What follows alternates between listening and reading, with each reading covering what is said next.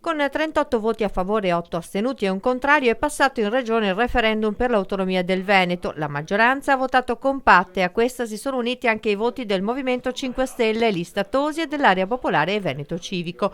La legge che modifica le regole del referendum consultivo ha trovato il placet appunto di Lista Tosi. Andrea Bassi, parlando in aula, ha spiegato come con questo voto si apre un grande percorso per il Veneto che, ha detto, non è più la vacca da mungere. Parole che invece non hanno convinto il Partito Democratico. Questo referendum non conta nulla e serve solo a prendere in giro i veneti, è arrivato a dire, preannunciando l'astensione, Graziano Azzalini, mentre Stefano Fracasso ha chiesto una commissione che, come da statuto, vigili sul percorso, evidenziando anche come la discussione in aula abbia fatto chiarezza su alcuni elementi opachi, come i costi, ma non sulle materie su cui chiedere l'autonomia.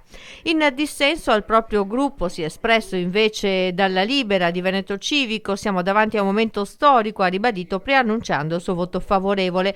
Parole riprese anche da Jacopo Berti, capogruppo del Movimento 5 Stelle, che nel suo intervento ha parlato di un momento di alta democrazia che segna una pietra miliare nella storia della regione. Un sì convinto, ha detto che vuole ringraziare anche i colleghi Toniolo e Tesserin che a suo tempo furono motori di questo referendum, ha chiosato. Ora inizia il vero percorso verso il referendum sull'autonomia del Veneto che, stando alle parole di Salvini, potrebbe essere votato in contemporanea in Lombardia e in Veneto già il prossimo ottobre.